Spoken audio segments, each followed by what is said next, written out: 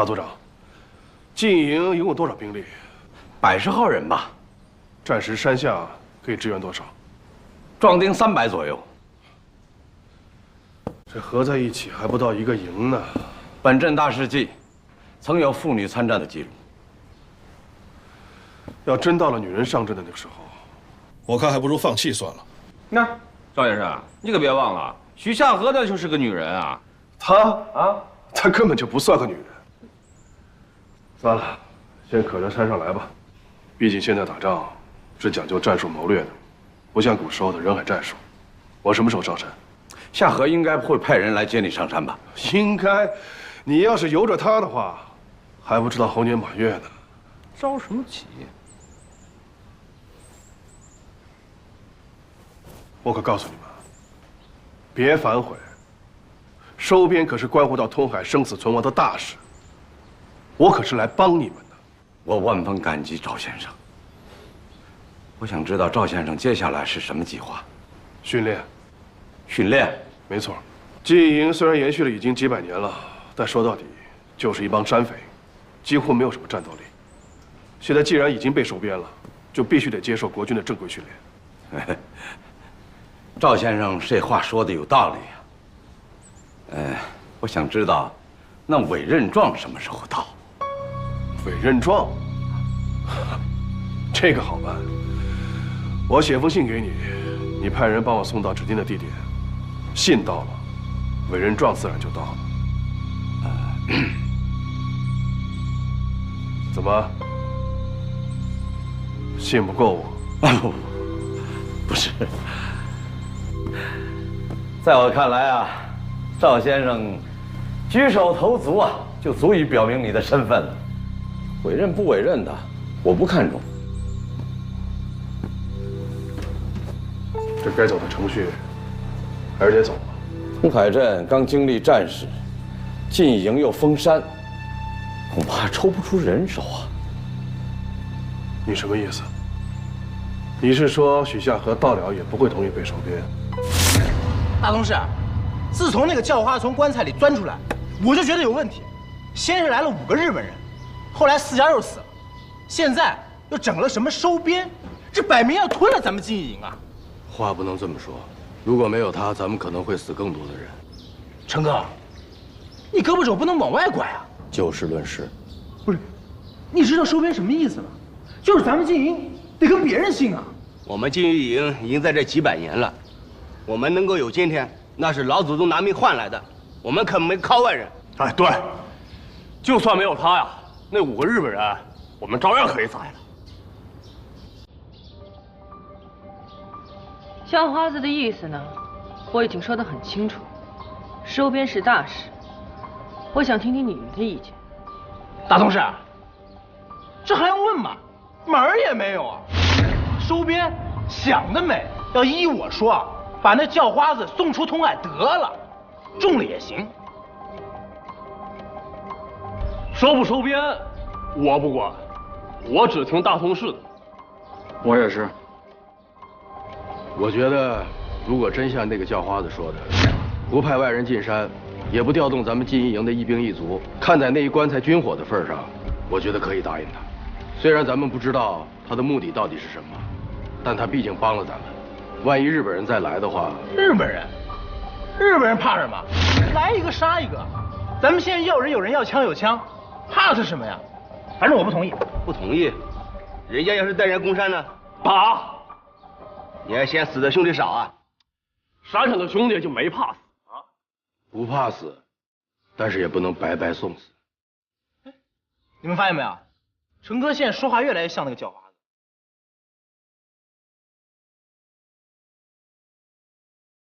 就事论事。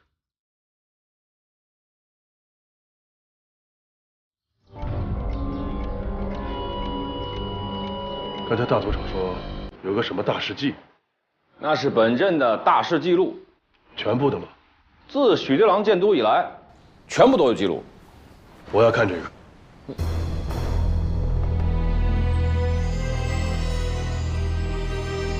这都不让看？那是老祖宗传下来的，极其珍贵，这不让别人看的。我算是知道了，你们压根儿就把我当外人。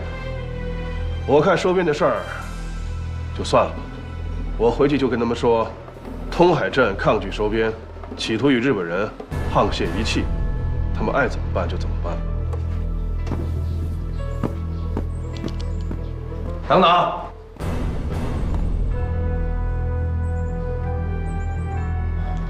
元素，送赵先生去书房。不是，老爷，疑人不用，用人不疑。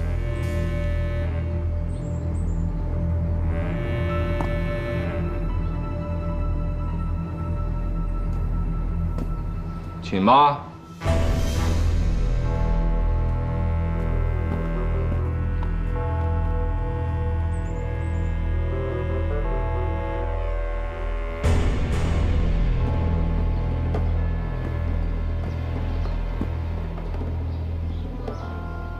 老同志，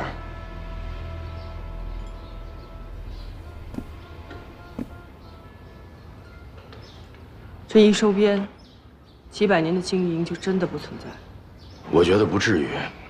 咱们进一营毕竟不是瓦岗寨，而且据我所知，这种所谓的收编，无非也就是一纸空文。但是这么一来，那一棺材的军火，咱们就可以顺理成章地接收了。我觉得没那么简单。其实不简单的是那个姓赵的，他到底是什么身份，咱们现在都还不知道。通海太闭塞了，对外界一无所知，随便来个和尚老道，都能给咱们念个经布个道。老规矩，猜不透就杀。大同志，不合适，因为姓赵的，并没有威胁到咱们，而且也不像个盗墓的，况且他还真心的帮助过咱们。如果真的像他所说的，日本人来了一大支部队，你觉得咱们顶得住吗？就算我们所有人都死了，他们也找不到龙脉。也是。我从小在这儿长大的都不知道龙脉在哪儿，外来的人更不可能找到了。但是大同志，你再好好考虑考虑，我觉得姓赵的，暂且可以留着。你真这么觉得？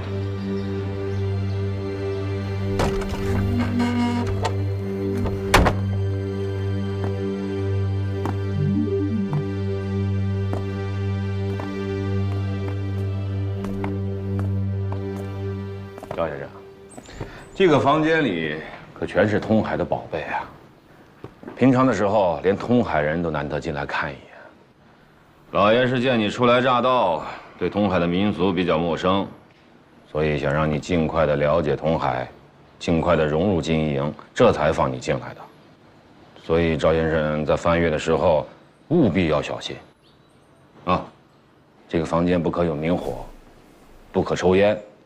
更不能放蚊虫蛇蚁进来，损害了书籍，你可赔不起。行了，知道了。行，那赵先生，请自便吧。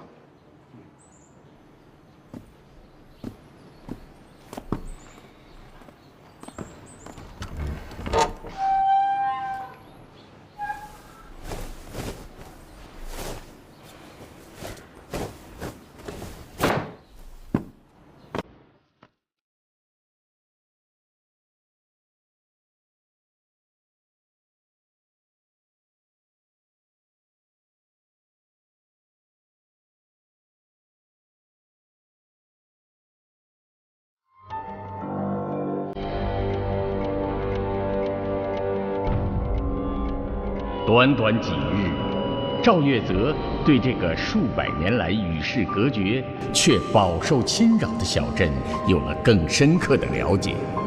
他渐渐懂得，为何他们世世代代坚守故土，把龙脉看得比他们生命更重要。他认为，想要完成组织交给的任务，必须打破他们守旧的传统观念，接纳自己，才能帮助他们共抗外敌。师座，我们现在在这儿。吴可松，通海在哪儿？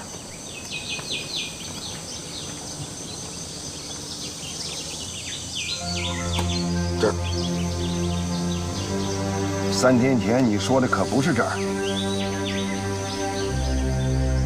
那要不就是这儿？胡可松啊，前2次我都让人做了标记，你这3次说的都不一样。师座，我不是作战部的，确实不怎么会看地图。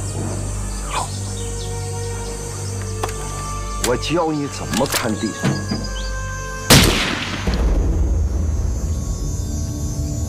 会看了吧？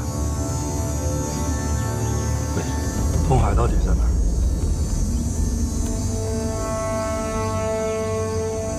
这回别使错了啊！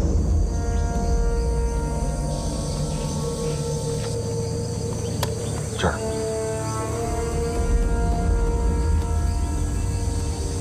这儿。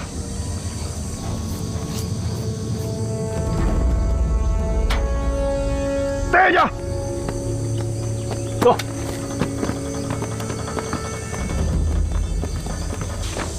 师座，这儿绕了不少路啊。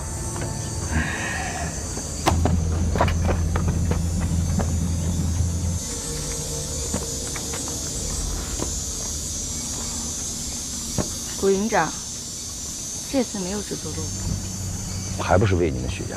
别装蒜了，还说是回去剿匪，为什么带着他们兜圈子了？明明就是因为龙脉。有禁营在，你说他们能挖得着什么呀？你又不是不知道。胡克松，你还真是个混蛋，居然敢把战争带回通海。随你怎么说，反正我就是不想死。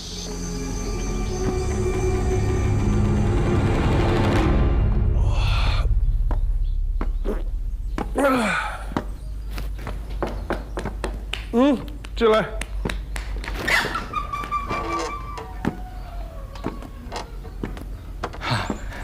赵先生看书看累了，坐的时间太长了，起来活动活动。啊，理当如此。5元素啊，看来你还真是这古家府上的大军师啊！这古大族长有任何重要决定之前，是不是都得征求你的意见啊？赵先生言重了，吴某只是一个管家，管家。我看了这些东西啊，觉得通海还真是挺奇怪的一个地方。几百年的构成，到现在居然都没怎么变过。山村野地能变化到哪儿去啊？无非是沿袭祖上传下来的习惯。吴大军师啊，我想问你一个问题啊。这古许两家斗了几百年了，按照许家掌握兵权的惯例，其实他早就可以把古家给灭掉。那为什么到现在都没这么做呢？你能告诉我吗？这徐古两家是不是真的有仇恨，谁也不知道。在我看来啊，这徐古两家的恩怨，只是通海百姓闲来无事的谈资而已。那你就错了。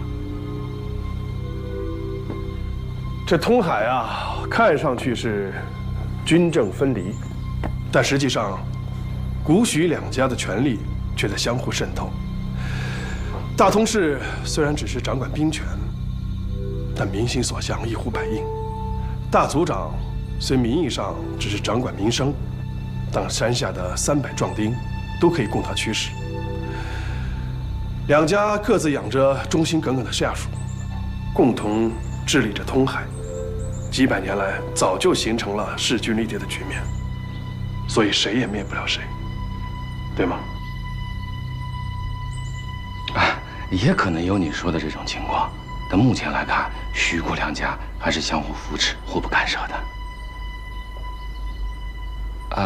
天快黑了，我让人给你安排晚饭住处吧。住处就不用了，让他们把饭送到书房来吧。赵先生是想挑灯夜读？时间紧迫嘛。那我让书房给你安排夜宵。不用夜宵了，我需要一个人。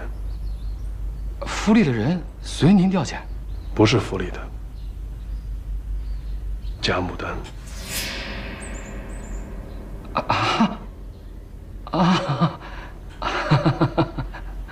他都问你什么了？他就问了一些谷家和许家的陈年旧事，你都告诉他了。该说的说了，不该说的我一个字也没说。哎，不过，老爷，这姓赵的才看了一会儿书，就对通海了解得很通透，这个人不简单呀。没你说的那么厉害啊。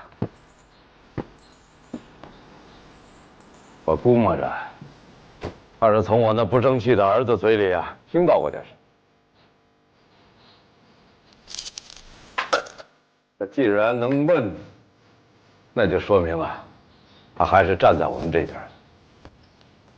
老爷英明，他还问什么呢？哦，说是把贾牡丹找过来。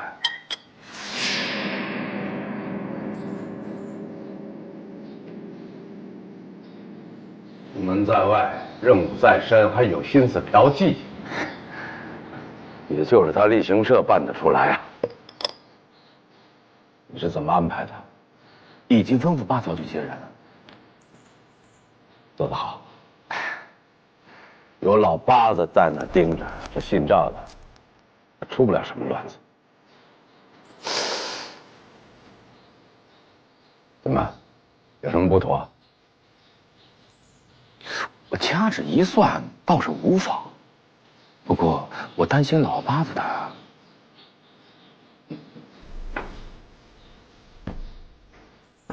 一条狗出不了什么乱子。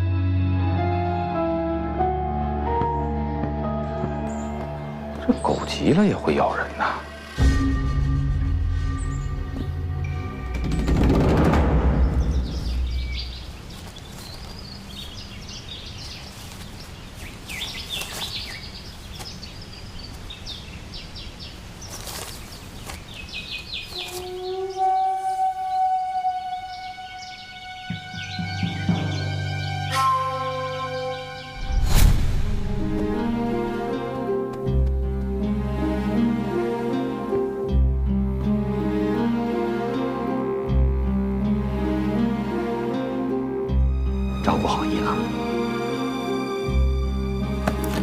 这个渔夫看着赤木父亲的日记，他在赤木童年时来到了中国，再也没能回去。赤木一直要来中国寻找父亲，探寻背后的缘由，但他不知道的是，面前的这个人与自己的父亲有着千丝万缕的联系。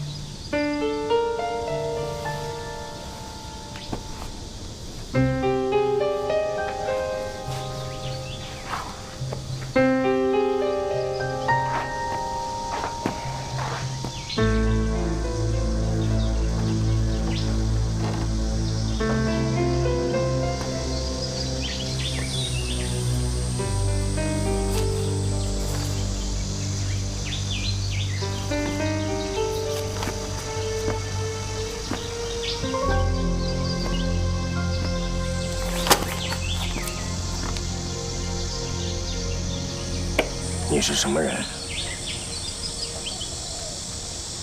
这是什么地方？我怎么会在这里？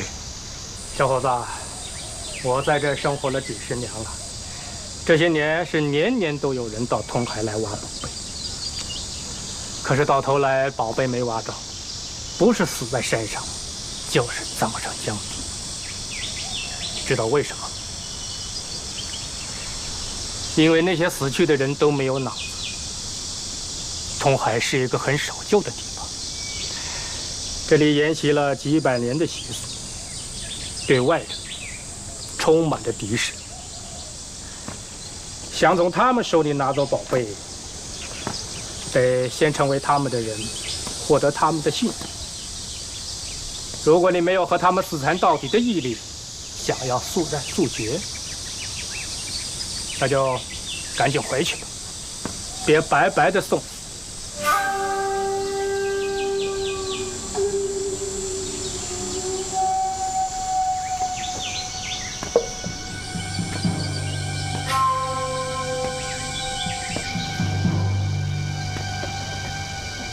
你到底是什么人？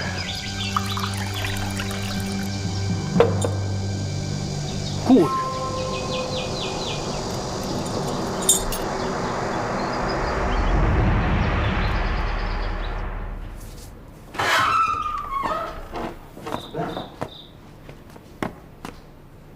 好，牡丹姑娘来了。赵先生，找我有事儿吗？我在看那些古书，里面有些不太明白的，想向你请教。我看看。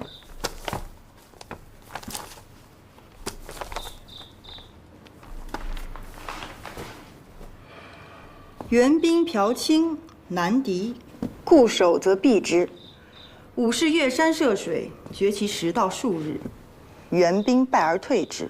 这段话的意思是，元朝的兵马大都是骑兵，而且相当凶猛，我们根本不是他们的对手，守在那儿只有等死。后来，通海人从山上、从水里绕到援兵的后方，切断了他的粮草，援兵溃败。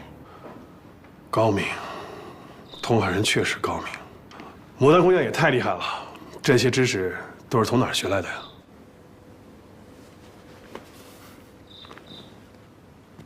我爷爷。是吗？什么时候带我去拜见一下你爷爷？我好向他请教请教。不好意思，他已经死了很多年了。哦，对不起啊，那真是太可惜了。我还真是需要一位熟知通海的人给我一些帮助。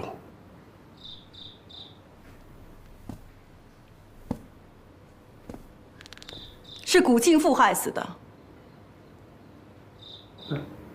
不是，牡丹，你们当着赵先生面说这些干嘛呀？我为什么不能说？就是古庆父害死的，不然我怎么成了妓女？那行，我出去走走。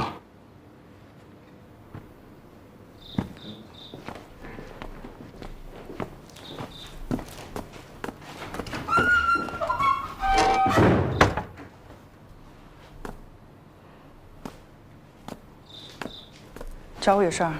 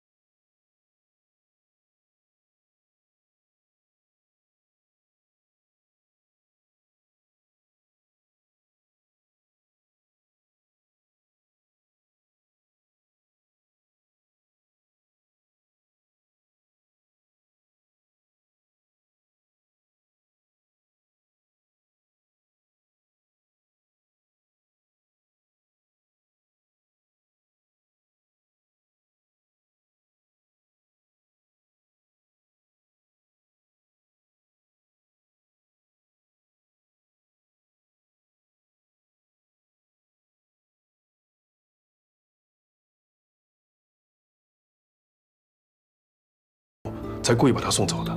你说的很对，我爷爷也说过同样的话。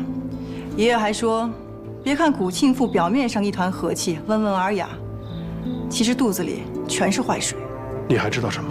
我还听说，都没成亲的那天晚上，古克松上过山寨，迷晕了经营的兄弟们，以至于大通市出关迎战，他们没有及时增援。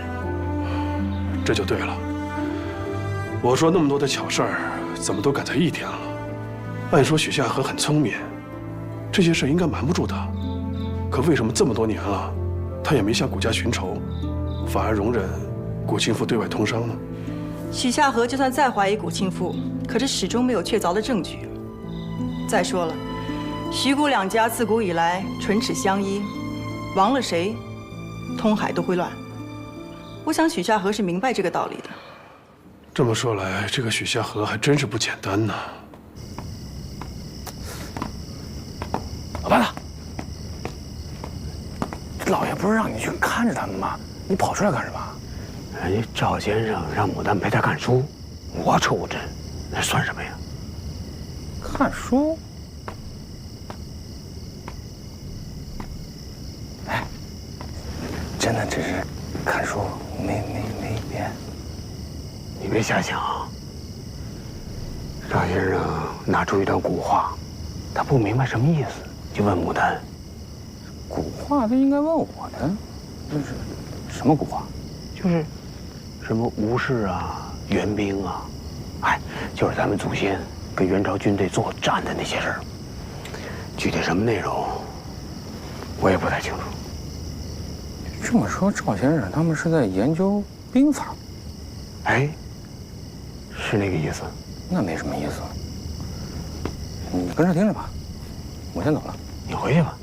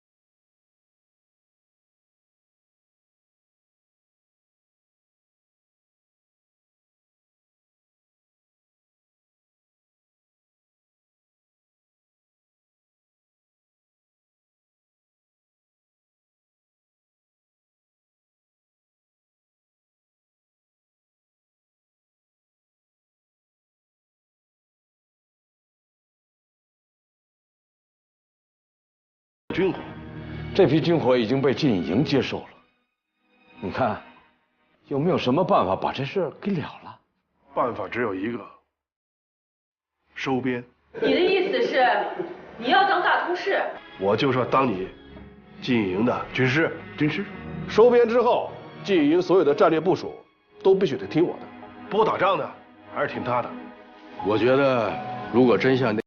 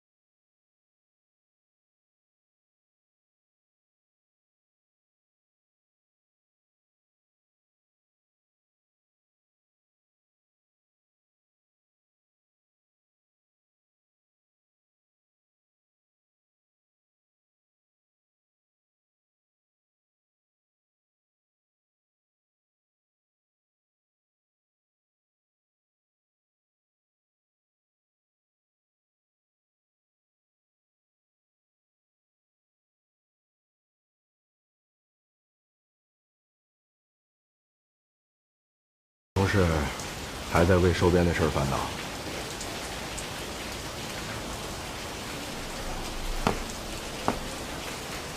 其实你想不明白的是，赵月泽，并不是收编这件事情。怎么讲？所谓收编，就是他赵月泽一个人的事儿，能不能信任他，才是你困惑的问题。那你觉得可以信任他吗？一半一半。这个人并不神秘，国民党的人一开始就亮出了身份，但是我们所有人都看得出来，就是奔着龙脉来的。继续说。挖龙脉是一种，护龙脉也是一种。如果想挖，他一个人根本不可能；如果想护墓，凭他一个人也成不了事儿。所以他只能依靠咱们金一营，顺理成章，就有了收编的事儿。你的意思是说，可以相信他？信也好，不信也罢，就看他下一步要干什么，到时候自然就一目了然了。话又说回来，他就一个人，咱们随时可以宰了他，所以目前而言，他对咱们并不造成什么威胁。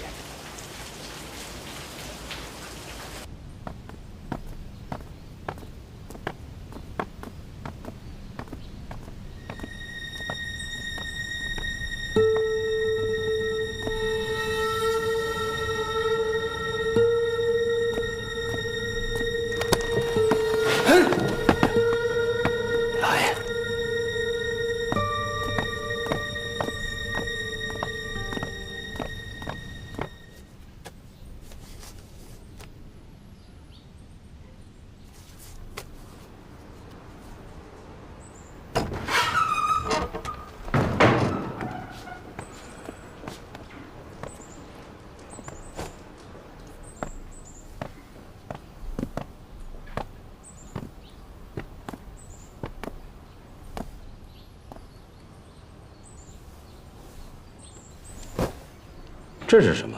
通海地图啊。地图？嗯。不过文献记载中有许多地点我都不知道在哪儿，所以呢，这只是一个大概。看书你就能画出地图？书中对通海啊有极其详致的记载，但是呢，都是一些古文，我不太懂。所以牡丹姑娘算是帮了大忙了。看书有用吗？当然有用了。通海数百年来数次抵御外敌，都能够大获全胜，智谋是一方面，但是我觉得通海人的血性才是制胜的关键。赵先生，你说这话好。我们通海啊，一开始不到100人，繁衍至今，男女老少加在一起啊，不到1000人。可是，我们依然固守着我们的故土啊，不让外人入侵。靠的就是坚定、血性。那这样的话，通海人就更应该团结一致，亲如兄弟了。大组长，有件事情我想求你，不知道能不能答应？赵先生，请说。牡丹姑娘并没有什么过错，这些年该还的债也都还了。不知道大组长能不能网开一面，还她自由身呢？牡丹姑娘，她爷爷贾洛生啊，背叛了通海，按族规，男丁沉江，女眷莫为官妓，这是几百年老祖宗定下的规矩啊。如果因为你赵先生一句话，维系几百年的规矩不复存在了，我这个大族长无颜在下面见祖宗啊。哎呀，时代变了，通海的规矩也该变一变了。大族长不也是对我网开一面，没有把我沉江吗？对我一个外人尚且如此，更何况牡丹是自己人呢？赵先生，你是外人，又是国民党特务处的人，你的生死啊，不在我手里。可是牡丹就不一样了，他爷爷是族里的大长老，我要是对他网开一面，那族里面人该说我这大族长徇私枉法。大族长是怕通海人对此事有看法。那这样吧，待我打退了日本人，为通海立了战功，能不能作为对我的报酬，还牡丹姑娘一个自由？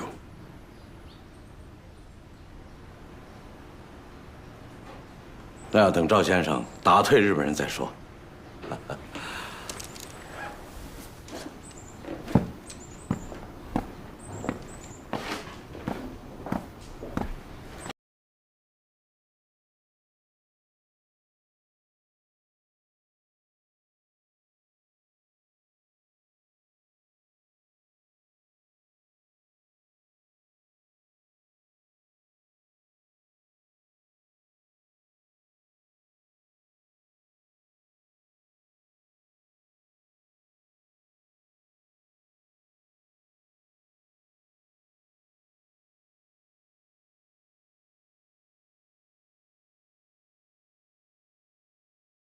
这姓赵的愿意替贾牡丹出头，莫非是看上他了？看上也好，这样就能死心塌地为我们办事儿。如果这姓赵的真为我们所用，那就把贾牡丹送给他好了。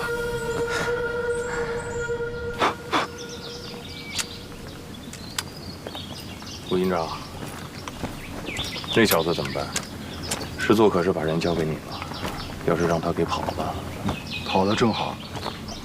我五四要参军是来打鬼子的，不是上山剿什么匪的。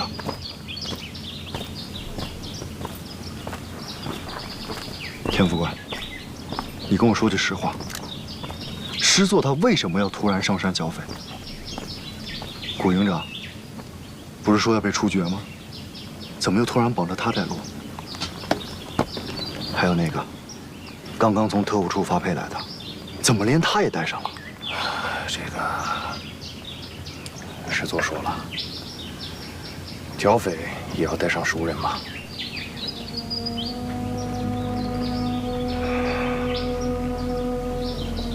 田副官，我是一名堂堂正正的国军军人。我第一，不杀人放火；第二，不强取豪夺；第三，不挖坟掘墓。师座如果做出什么有损党国形象的事情，一定不会饶过他。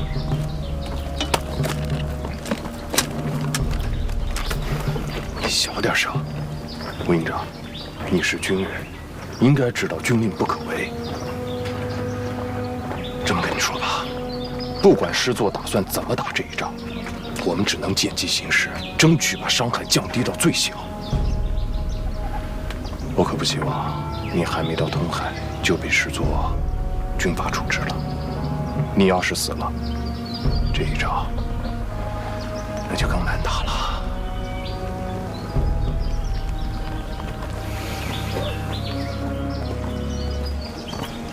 东明，我觉得这帮畜生没安好心。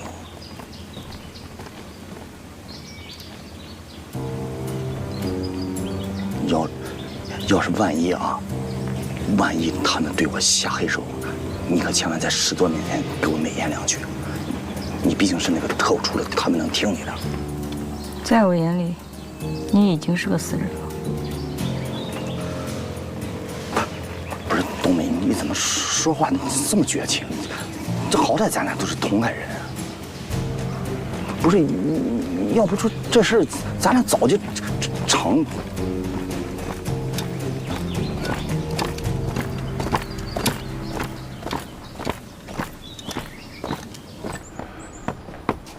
哎呦，你吓死我了！你干什么呀？说什么事儿？哎呀，赵先生，我有一句话想问你：你真喜欢牡丹吗？说呀！君子不夺人所好，知道吗？你要是真喜欢牡丹的话，就应该把她娶了。别觉得是人家配不上你，我倒觉得呀，是你小子配不上人家。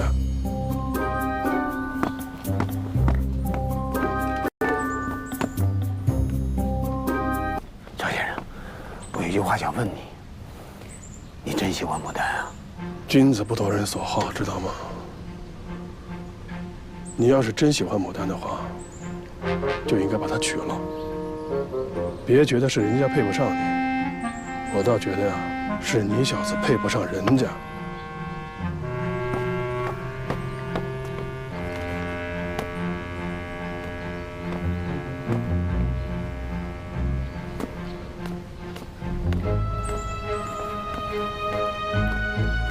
哎，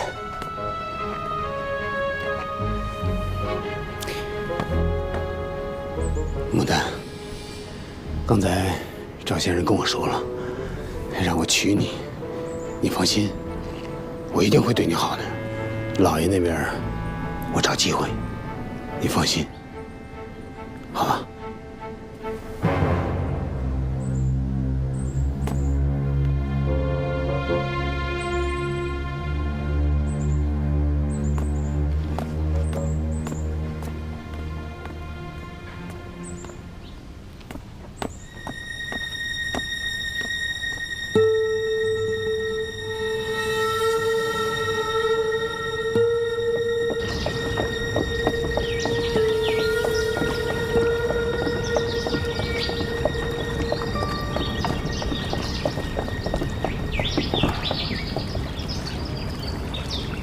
怎么了？不认识了就？叫花子，哟，换行头了？你不会吧？我就换了一身皮，你就不认识我了？谢天，你的眼力也太差了吧？你在干嘛呀？你说能干嘛呀？我好多事儿呢，让我进山。哎，我们还没答应收编呢，进什么站？同事会同意的。不行，没有大同志的命令，谁都不许进。那我可闯了啊！那就要看你的本事了。就算我们不杀你，你也得死在机关阵里。我还就不信了，死活是我的事儿，你管不着。来，帮我把牵好了，给他喂点吃的啊。哎，哎呀，行了，哎，让他过去吧。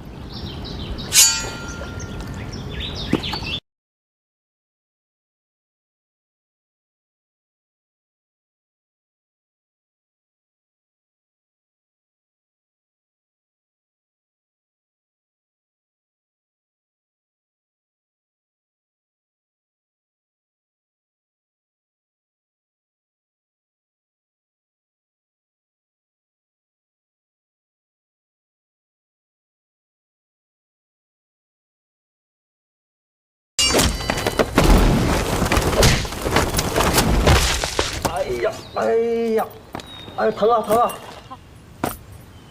好玩吗？区区4个日本人，就把我们耍得团团转。你们居然还要脸玩？撒泡尿把自己淹死得了！所有人听好了，从今天开始，谁不好好训练，都给我滚下山去！报，大同事，叫花子前来求见。带上来。是。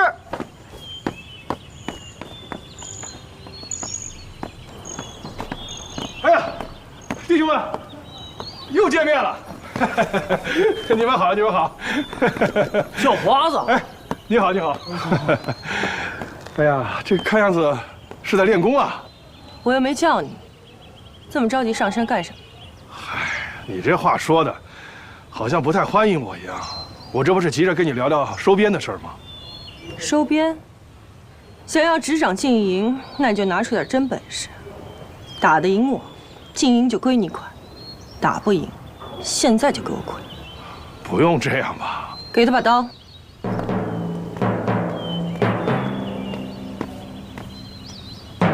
太轻了，换把称手的吧。来，试试这把。哟，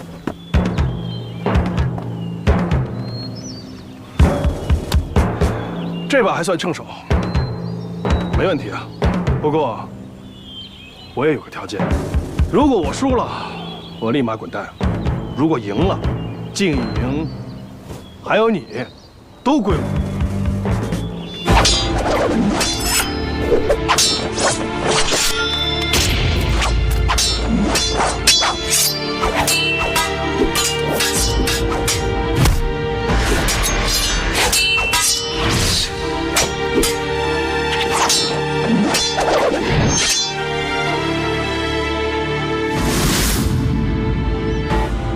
刀乃百兵之胆，与剑法相比，刀法大开大合，虽然变化少，但是威力大。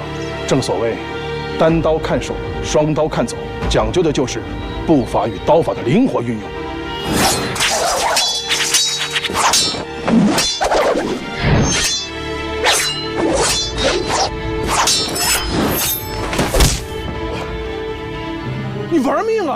还真的。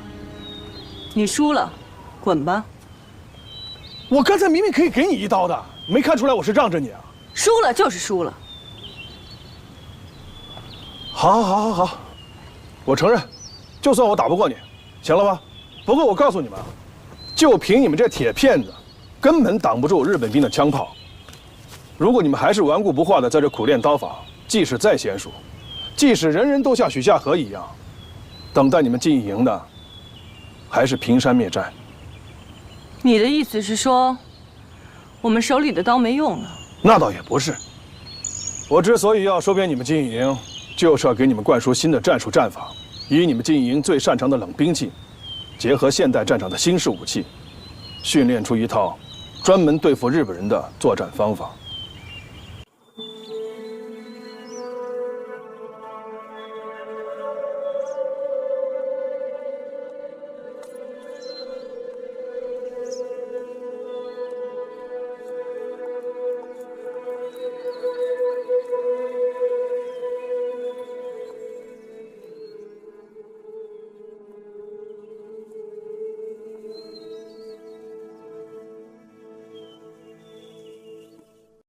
老爷，那信照他真上山了，那万一许下河同意收编，金营的实力肯定会得到提升，咱以后要搬到许下河就更难了。我们手上的武器已经进了进营的仓库了。现在要是真打起来呀，肯定不是许下河的对手，倒不如将进营养肥喽。找个时机啊，一举夺回来，不费一兵一卒。到时候，这通海就是我谷家的天下了。现在的进营嘛，就先让许下河替我们张罗着。时候到了，那还不是替我们谷家做嫁衣呀？您就不怕许下河和国军先一步联手？许下河是什么人，我还不了解吗？他们许家封关锁镇几百年，就是怕龙脉被外人发现，连跟外人做生意他都不敢，更别说和外人联手了。这次信照的上山，他是想利用国军守住通海。只要危机过了，不用我说，他第一个跟信照的翻脸。老爷，为了以防万一，咱还是派些自己人上山吧。一来盯着赵月泽，二来防着许下河。你觉得谁最合适？我先起一卦。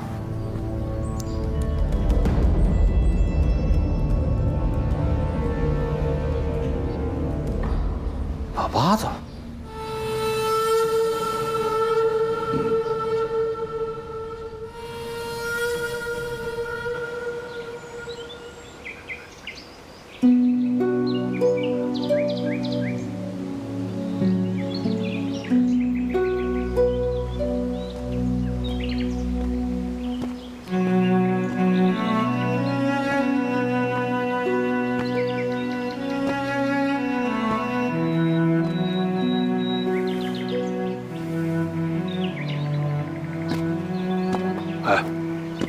对不住啊，刚才多有冒犯。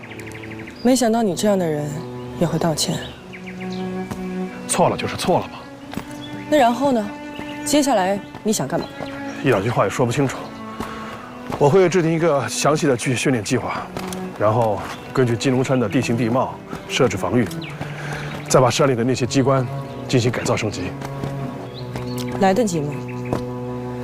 也许日本人不来了呢。我跟你说啊，昨天我把通海的历史全部读完了，成吉思汗的铁骑兵，明朝的虎狼兵，神机营，乾隆的八旗铁骑，全部都被通海人给打败了，太厉害了！我真是无法想象通海人血管里流的到底是多少温度的热血。用2个字可以形容：震撼。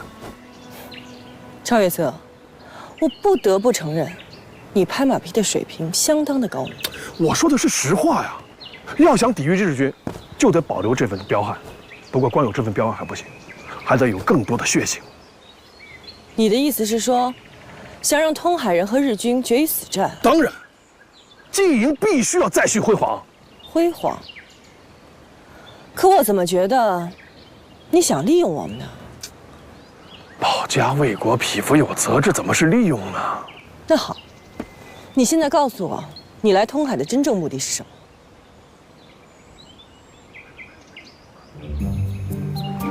你真是个聪明的女人。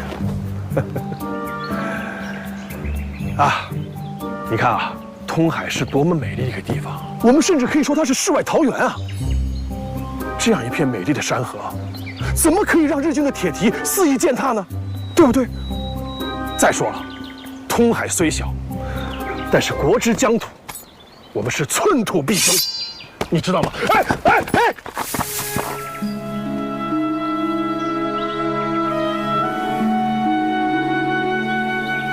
你什么意思啊？你要干什么啊？好。我说实话，我是为玉海棠来的，不过我不是来盗，是来护，我跟你们是一样的。那你的真实身份？特务处行动队，主要职能是刺杀汉奸，侦查日特。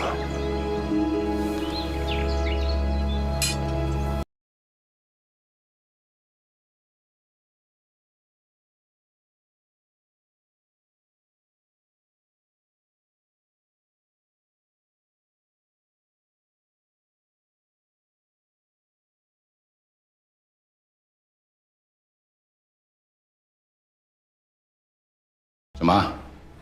都死了？这就是你所谓的实地考察，就是你所谓的要消灭中国的理想文化？属下无能，将军。这些中国人的智慧实在是让人……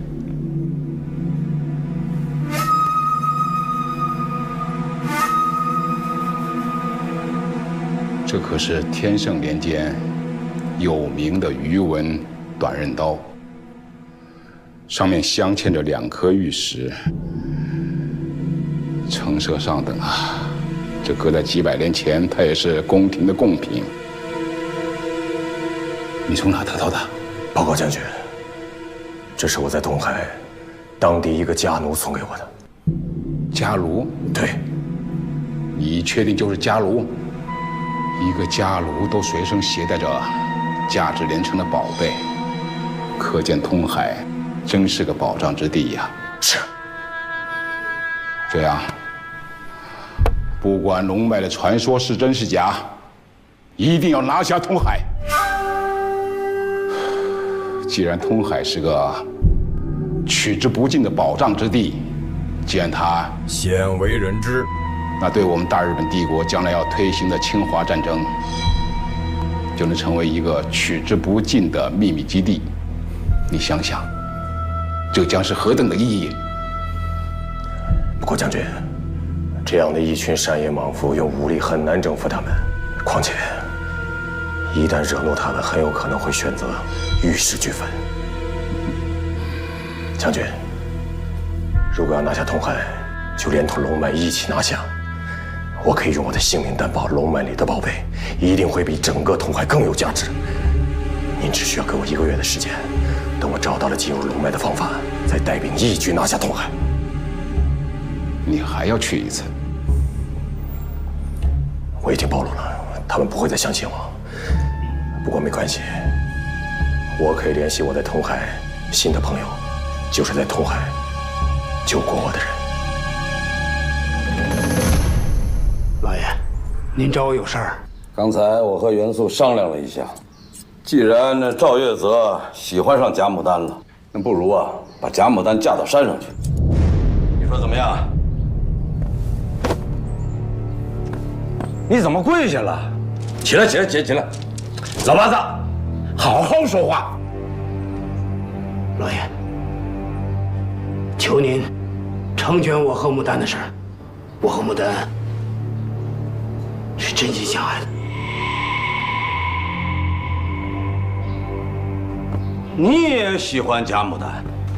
这贾牡丹可不是一般的妓女啊，她是贾洛生的孙女。别看她平时不声不响的，暗地里啊，真是把我当仇人呐。说不定什么时候从背后给我捅刀子。你是我的人，你跟他，这不成。老爷，牡丹是个弱女子，她根本没有本事动您。再说了，有我老八子在，谁还敢动您呢？那可说不准。娶了媳妇忘了本的人呢，多了去了。谁知道，到时候你胳膊肘往哪儿拐呀？不，老爷，您放心，老八子绝不会背叛您。求您，别把牡丹嫁给别人。这贾牡丹不嫁给信少的，她也不能嫁给你呀。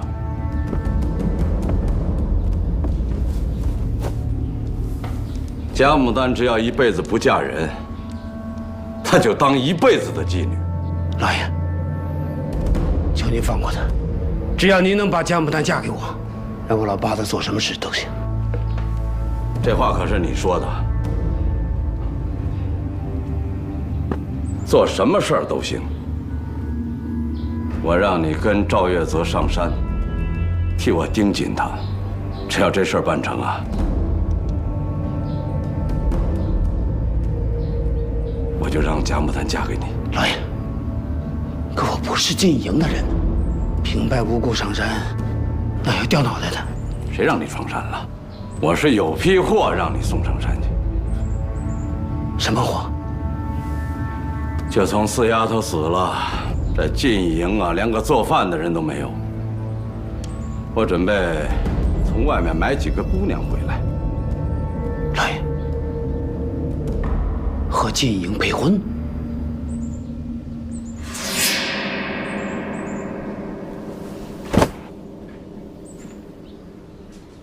老爷，元素也想配婚。你练的不是童子功吗？这一破身就推算不准了。不行！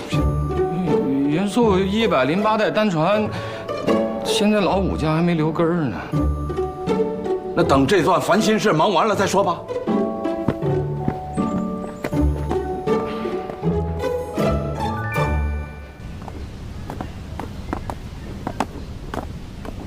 老八子，老爷的信送来了。搁这儿。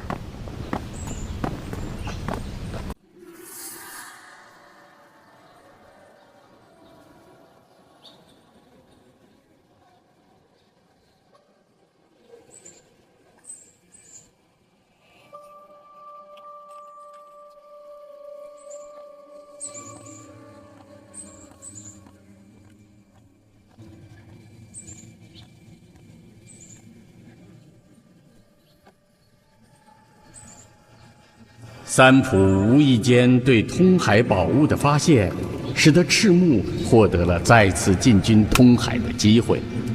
此刻也到了启用通海间谍的时候，赤木通过古家的报纸，巧妙地联系上了拔草。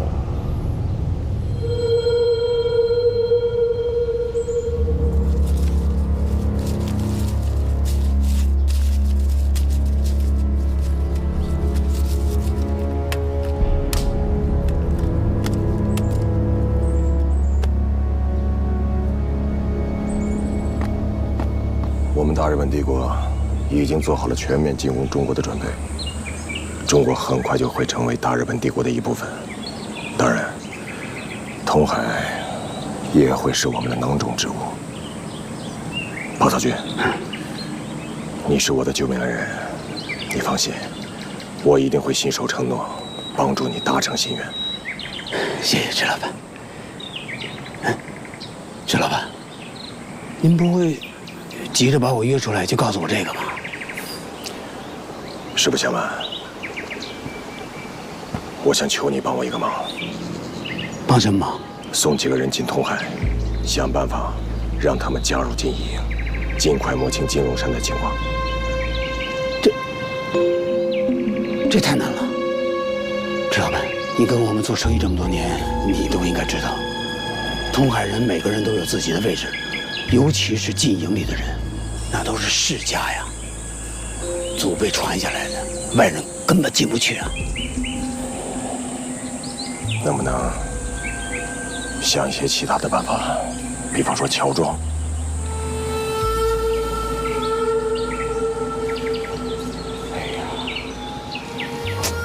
哎，对了，上回你们把禁义营做饭的女人给杀了，大组长想高价聘请几个女人上山给他们做饭。女人？对，我想这是唯一的办法。可是大组长已经选好了，说3天之后就给他们送上山啊。这你不用担心，我自有办法。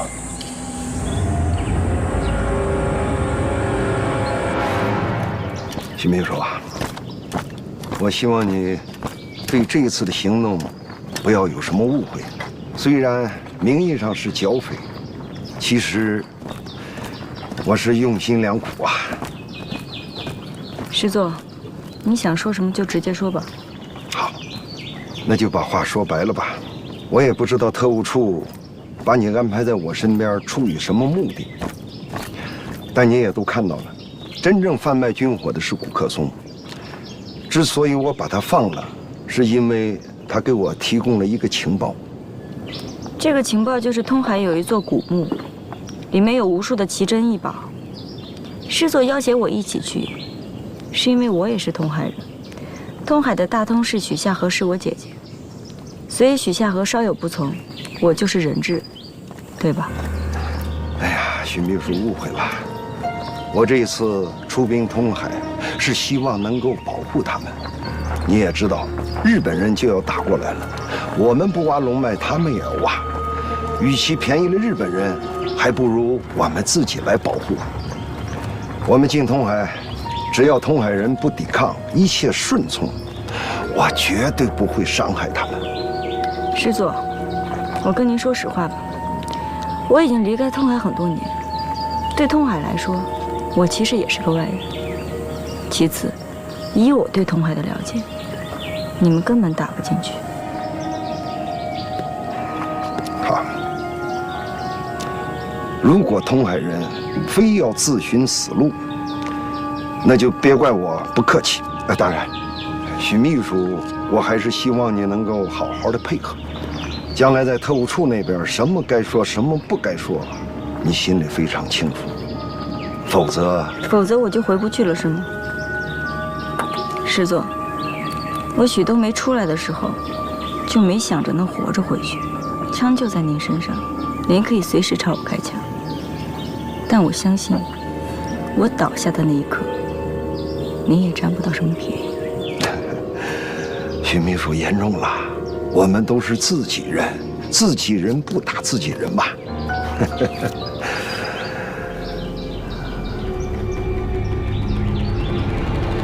你要的人来了，他们来中国都已经7年了，不仅能说流利的汉语，而且个个身怀绝技，百里挑一。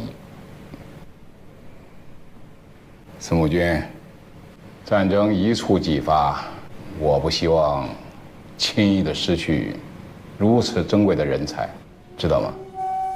是将军，我一定会把他们安全的带回来。你和大组长都撕破脸皮了，你怎么把他们平安的送进通海？将军，还记得我之前跟您提到过那个人吗？只要我安排好进入通海的事宜之后，就让他们出发。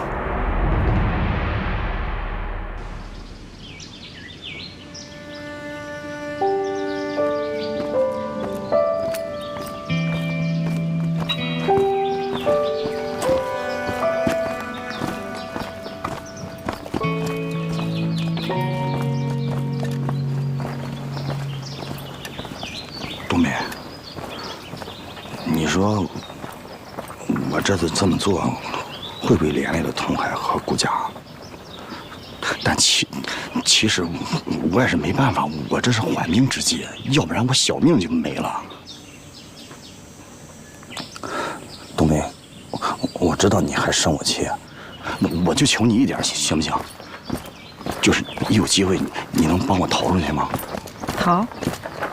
你能逃到哪儿去呢？到时候举孝天给你来一个贩卖军火、勾结土匪、畏罪潜逃，通缉令一贴，你到哪都得死。我可以逃回通海啊！通海那么多机关和天险，他们肯定打不上去啊。到时候我就藏回我们顾家不就完了？如果你能逃回通海的话，又何必在外面待这么多年？再说了，你现在带这么一队人回去，按族规得沉江。顾克松，其实我一直想问你，当年你离开通海，是不是触犯了族规，犯了死罪？不是，冬梅，当年那个事，他真的不怪我。那大同氏让狮子头给杀了，许家河把狮子头又给杀了。结果你姐许家河非说狮子头跟我爹合谋干的这事儿，那你说我这一当儿子的，你刚才说谁死了？大同氏啊，你逃婚，大同氏去追你，路上中了狮子头的伏击，当晚就死了。我爹？怎么可能呢？我爹怎么可能死？不是冬梅，这事你不知道啊？我现在知道了，你可以走了。不是冬梅，你怎么现在变成这样了？以前你挺好的，滚！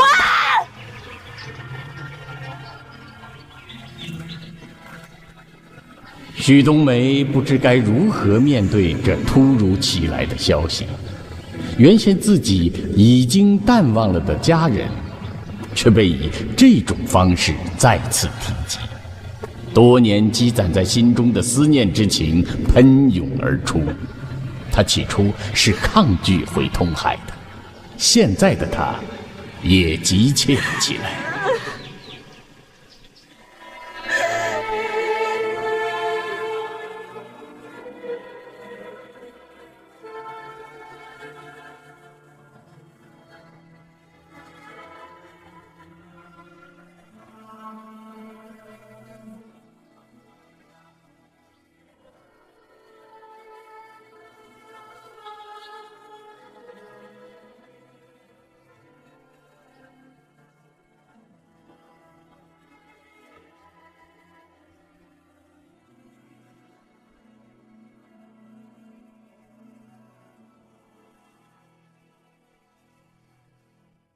二位客官要点什么？来杯酒吗？哎，好嘞。哎，二位客官慢走。起来。情况怎么样？赤木还活着，我在三浦那儿看见他了。这个情况太紧急了，你赶快把他传递给赵月泽同志。好。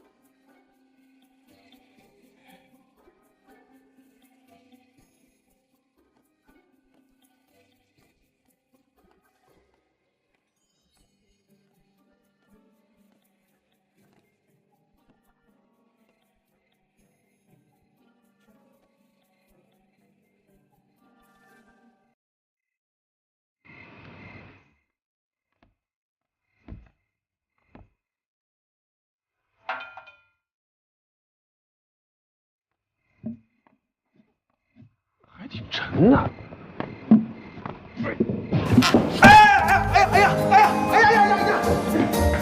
你干嘛？谁让你进来的？这门又没锁，怎么就不能进来了？哎，不过你倒是有进步了。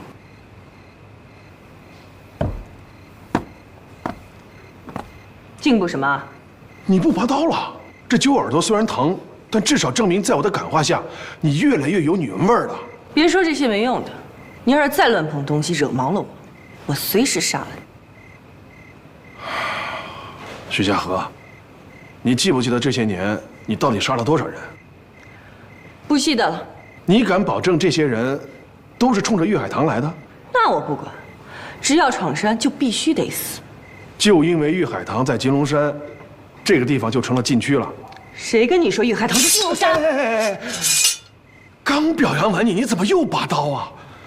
这拔刀多不文明啊！赵月泽，你是不是在拐弯抹角，想套我说出玉海棠的具体位置？你想哪儿去了？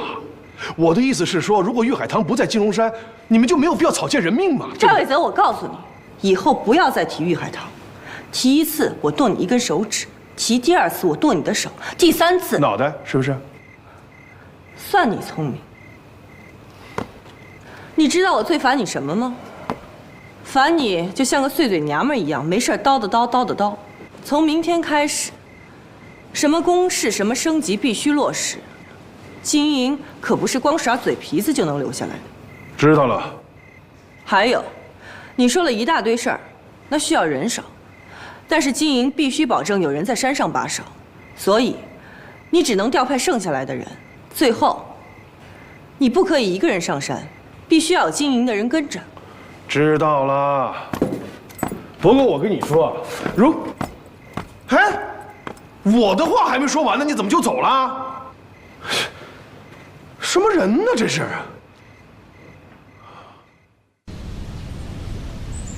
货到了吗？今晚就到。多少？按照老爷的吩咐，不多不少，正好4个。这事儿一定要办好，多带些人手去。放心吧，老爷。你先去吧。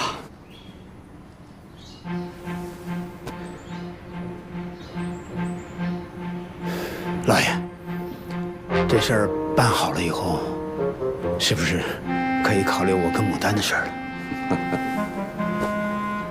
老八子，贾牡丹她人就在那儿，又跑不了，她早晚是你的。这些年你鞍前马后的照顾周全，我都记在心里了，不会亏待你的。多谢老爷。去吧。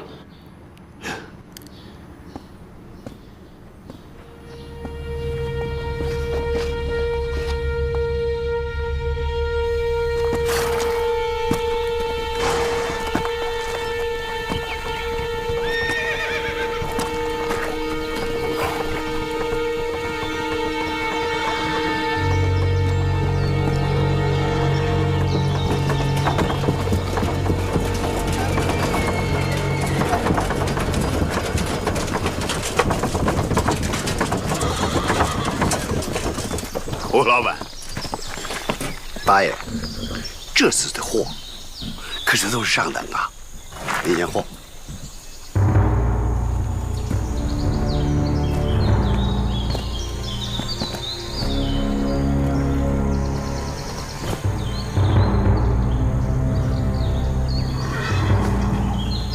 胡老板，这还上等呢？哎，八爷。这兵荒马乱的，让我上哪去找那更好的呀？你也知道，这么多年来，老爷跟你做生意是因为信任你，是对吧？算了算了。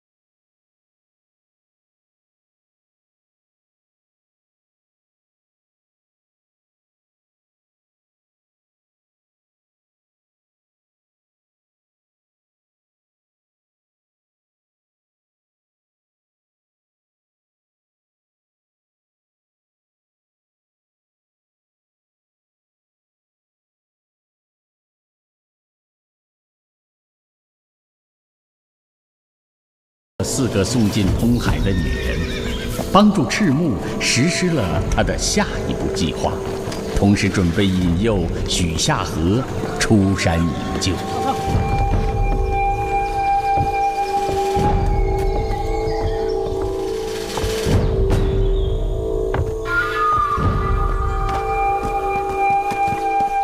带走。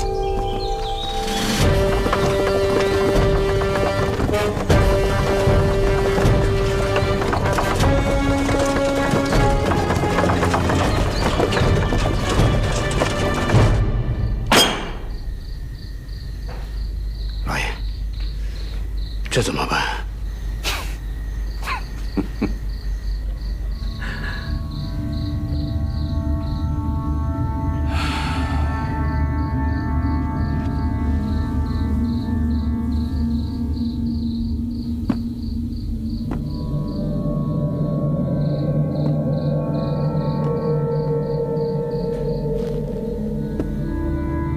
老八子，我看只能放弃了。只是可惜了那些钱呐。你去找一下胡老板，让他再送些人进来。喂，胡老板说，现在是兵荒马乱的，人口生意不好做呀。嫌麻烦，那就换个人做生意。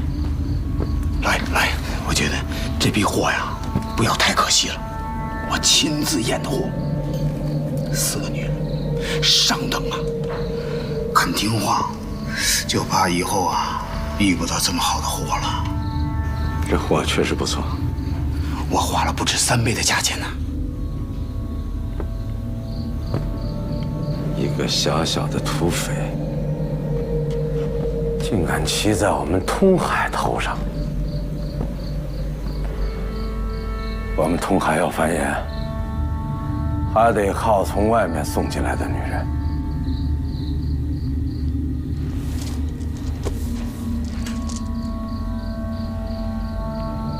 老八子，是老爷，拿我的令牌到山上去一下，去找许下河，告诉他，我们送上山的女人呢，让土匪小豹子给劫了，让他找小豹子要人。至于是否能活着回来，那就要看他运气了。可，老爷，现在时候不早了，山路也不好走。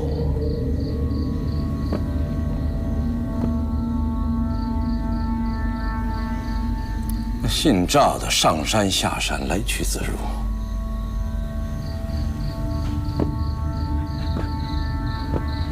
你一个土生土长的，居然敢说不敢上山？哼！难怪贾牡丹看不起你那个窝囊劲儿。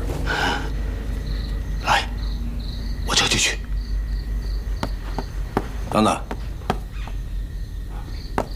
老爷，你答应我的事儿没忘吧？没忘，老爷。没忘就好。你这次上山送信就别下来了，就在山上替我盯着那姓赵的，一旦有什么情况，你马上告诉我。是，老爷，您放心吧。